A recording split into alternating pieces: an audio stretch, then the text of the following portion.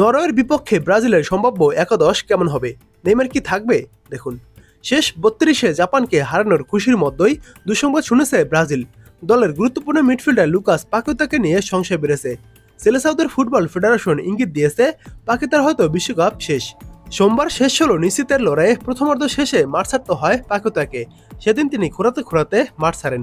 তার বদলে মাঠে নামেন তরুণ ফরোয়ার্ড এনরিক। মঙ্গলবার ব্রাজিল ফুটবল কনফেডারেশন সিবিএফ জানিয়েছে পরীক্ষায় পাকেতার বাঁ উরুর পেছনের পেশিতে হ্যামস্ট্রিং চোট ধরা পড়েছে। তবে তিনি কতদিন মাঠের বাইরে থাকবেন সে বিষয়ে এখনো কিছু জানানো হয়নি।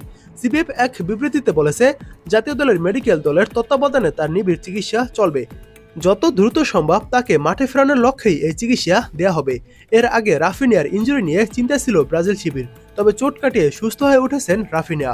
গতকাল রাতে তিনি মাঠে নেমে আংশিক অনুশীলনও করেছেন। রবিবার বিশ্বকাপের রাউন্ড অফ 16 নরওয়ের বিপক্ষের ম্যাচে তিনি খেলতে পারবেন কিনা তা নির্ধারণে ব্রাজিল দলের মেডিকেল স্টাফ প্রতিদিন তার শারীরিক অবস্থার মূল্যায়ন করবেন। এবার পাকুয়েতার ইনজুরি আর তাতে নতুন দুশ্চিন্তার কারণ হয়ে দাঁড়িয়েছে। কোচ কার্লো আনচেলত্তিকে এবার নতুন করে পরিকল্পনা সাজাতে হবে।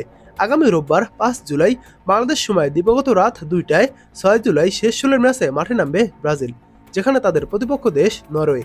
এই নরওয়ে আবার কখনো ব্রাজিলের কাছে হারেনি।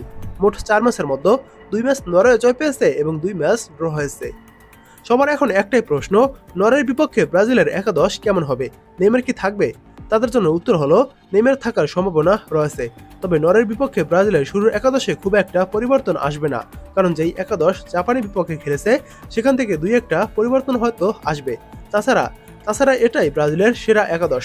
চলুন এবার জেনে নেই নরওয়ের বিপক্ষে ব্রাজিলের সম্ভাব্য শুরুর একাদশটি কেমন হবে, যেখানে গোলকিপার হিসেবে থাকবেন এলিসন বেকার এবং ডিফেন্ডার হিসেবে আগের মতনই থাকবেন Douglas Santos, Gabriel Magalhaes, Marquinhos ও দানিলো। তাছাড়া মিডফিল্ডার হিসেবে থাকবেন ব্রুনো গুইমারেস, ক্যাসিমিরো এবং অ্যাটাকিং মিডে থাকবেন নেইমার জুনিয়র এবং লেফট সাইডে ভিনিসিয়াস জুনিয়র, রাইট সাইডে রায়ান এবং স্ট্রাইকার পজিশনে ম্যাথিউস কুনহা। এমনটাই হতে পারে নরওয়ের বিপক্ষে ব্রাজিলের সম্ভাব্য একাদশ।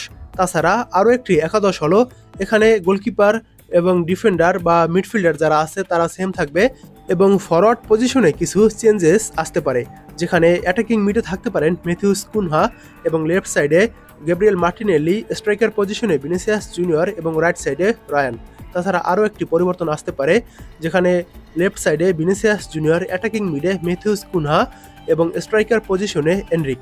তাছাড়া রাইট সাইডে রায়ান। ব্রাজিলের ডিফেন্স এবং মিডফিল্ড একই থাকবে। তাছাড়া লুকাস পাকুয়েতার পরিবর্তে মাত্র একটি চেঞ্জেস আসবে। সেই চেঞ্জেসটা কি হবে, নেইমার নাকি এনরিক নাকি গ্যাব্রিয়েল মার্টিনেল্লি, সেটা এখন সময় বলে দেবে। তবে এই তিনজন থেকে যে কোনো একটি পরিবর্তন আসবে।